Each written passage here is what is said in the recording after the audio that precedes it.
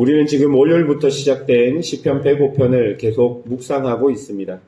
이 시편은 이스라엘이 하나님께 예배드릴 때 자신의 민족의 역사 속에 행하신 하나님의 크고 기이한 일을 돌아보고 예전에 우리를 인도하신 하나님께서 지금도 여전히 함께 하시고 미래에도 여전히 인도하실 것을 고백하는 찬양입니다.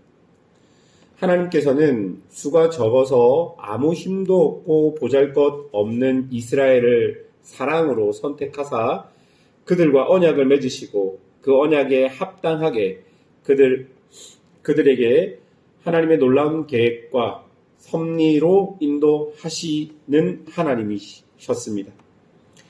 그들의 시조라고 말할 수 있는 아브람과 이삭과 야곱 그리고 요셉의 삶에서 그런 놀랍고 기이한 일들을 너무 잘 보게 되었다고 시인은 고백하고 있는 것이죠. 오늘 본문은 그런 맥락을 따라 400년의 애굽에서의 종살이와 40년의 광야 생활에서 인도하신 하나님을 기억하고 있는 것이죠. 오늘 본문에 나타난 하나님은 어떤 분이실까요? 먼저 하나님은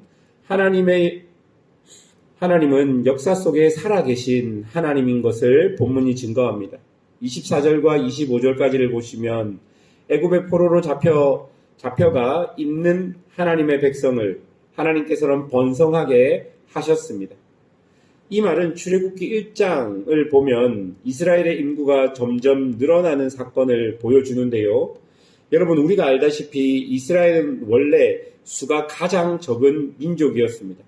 그런데 그들이 애굽에서 지금 포로 생활을 하고 있는데 수가 점점 더 많아졌다라고 기록하고 있는 것이죠. 여러분 사실 이것은 있을 수가 없는 일이자 기적과 같은 일입니다. 포로 생활을 하고 있는 것만으로도 고달프고 힘든 일인데 하나님께서는 그곳에서 그 포로 생활을 하고 있는 민족의 수를 많게 하신 것이죠. 그리고 이런 상황으로 인하여 25절을 보면요. 그 대적, 즉 애굽 사람들의 마음을 변하게 하셔서 이스라엘을 미워하게 하고 또 애굽 사람들이 이스라엘에 대하여 교활하게 행동하였다라고 말합니다.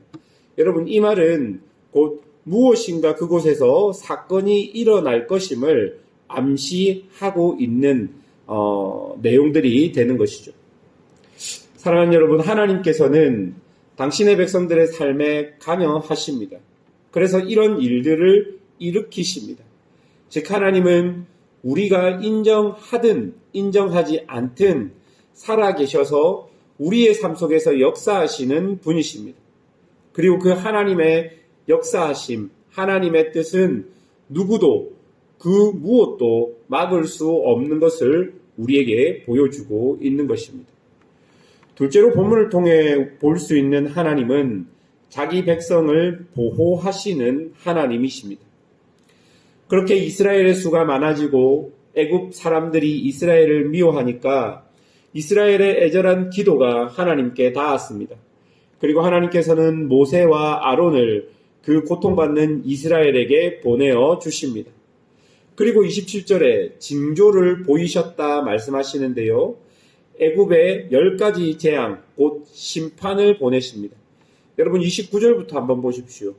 물이 피로 변하고 땅에 깨구리가 나오고 파리가 생기고 이가 생기고 우박이 내리고 황충과 맥두기가 몰려오고 그리고 36절에는 그 땅의 모든 장자를 치셨습니다. 많은 학자들은 이 10가지 재앙을 애굽 사람들을 공격하거나 치신 게 아니라 애굽 사람들이 의지하고 있는 그 땅의 모든 신들을 심판하신 사건이라고 말하고 있습니다. 이처럼 하나님은 실제 그들의 삶 속에 역사하십니다. 실제로 그들의 삶의 현장 속에 역사하고 계시는 것이죠. 어떤 사람들은 이렇게 이야기합니다.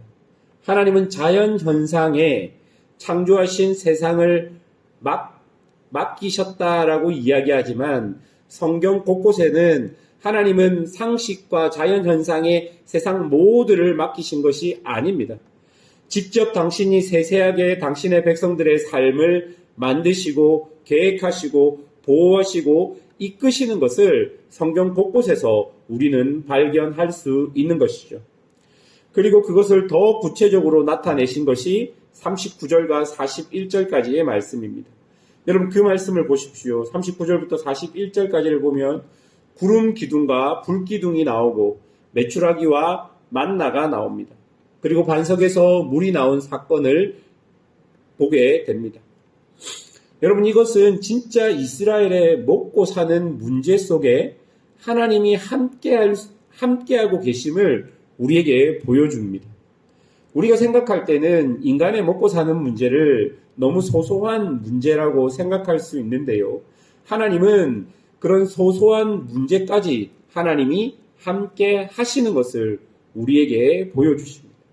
하나님은 우리의 먹고 삶을 관심을 가지십니다. 우리가 무엇을 먹고 또 어떻게 살아가는지 관심을 가지시고 우리에게 날마다 일용할 양식을 주시겠다고 말씀하십니다. 하나님께서 관심을 가져주시니 우리에게 뭐라고 말합니까? 너희는 그런 거 신경 쓰지 마라. 내가 너희를 인도하겠다. 먹을 것을 위해, 마실 것을 위해 고민하지 말고 근심하지 말라라고 우리에게 일용할 양식의 약속을 주시는 것이죠. 여러분 이런 구름 기둥과 불 기둥, 그리고 메추라기와 만나, 그리고 반석에서 물이 나는 사건은 40년의 광야 생활, 삶의 곳곳에 하나님께서 당신의 흔적을 당신의 백성들의 삶 안에 기록해 놓으신 것입니다. 여러분 이 말은 우리의 삶 역시, 우리의 걸음 역시 하나님께서 인도하시겠다, 보호하시겠다는 강한 약속이 되는 것입니다. 하나님은 이처럼 실제 삶에 우리의 실제 삶에 역사하는 하나님, 보호하시는 하나님임을 우리가 본문을 통해 보아야 할 것입니다. 그렇다면 하나님은 왜 우리의 삶에 우리를 이렇게 인도하시고 보호하실까요? 왜냐하면 하나님의 언약 안에 우리가 있기 때문입니다. 하나님께서는 먼지 같은 우리들, 아무 조건도 되지 않는 우리들을 선택하셔서 당신의 언약 안으로 부르십니다. 그리고 사랑하시고 인도하십니다. 45절을 보십시오. 45절입니다. 이는 그들이 그의 율례를 지키고 그의 율법을 따르게 하려 하심이로다. 할렐루야 라고 시편을 마칩니다. 그 언약 안에서, 그 사랑 안에서 우리를 하나님의 말씀에 합당한 자로 만들어 가시는 하나님을 우리는 시편 105편 전체를 통해 발견할 수 있는 것입니다. 그러니 어떻게 이 시편 기자가 이 시편을 쭉 쓰면서 마지막에 할렐루야라고 고백하지 않을 수 있겠습니까? 아무것도 아닌 이스라엘 선택하셔서 그들의 삶에 깊이 간섭하시고 결국은 그들을 하나님의 말씀에 합당한 자로 만들어내시는 그 하나님. 그 하나님은 과거에 성경의 많은 인물들 속에 역사하셨고 지금 우리와 함께 하시며 역사하시고 또한 우리의 미래 속에도 함께 하시고 역사하시겠다고 오늘 시편 105편 전체 말씀을 통해 우리에게 그렇게 보여주고 있는 것입니다. 사랑하는 여러분, 우리의 삶에도 이런 할렐루야의 고백이 넘치길 바랍니다. 하나님께서 우리를 인도하신 곳곳에 하나님의 증거와 간증들이 우리 속에 넘쳐야 할 것입니다. 그러기 위해서는 우리가 진심으로 하나님을 좀 믿고 하나님을 신뢰해야 합니다. 그리고 그 말씀 안에 거해야 합니다. 그리고 그 말씀 안에 거하는 사람들이 받는 하나님의 신령한 은혜와 복들이 무엇인지를 그 말씀 안에 머물러야지 우리에게 하나님께서 주시는 그 은혜와 복들을 우리가 확인하고 발견해야 할 것입니다. 그 말씀 안에 머무는 것이 어느 순간 우리를 두렵게 만들 수도 있고 어느 순간은 우리를 힘들게 할 수도 있습니다. 그러나 하나님께서는 말씀 안에 머무는 자들을 훈련하십니다. 그리고 하나님의 은혜를 반드시 경험하고 하나님의 신령한 복들을 경험하게 할 것입니다. 그것이 오늘 성경이 우리에게 말씀해 주고 있는 것입니다. 그것을 믿으며 오늘도 하나님의 말씀 안에 거하는 성도들이 되시기를 주님의 이름으로 축원합니다. 기도하겠습니다.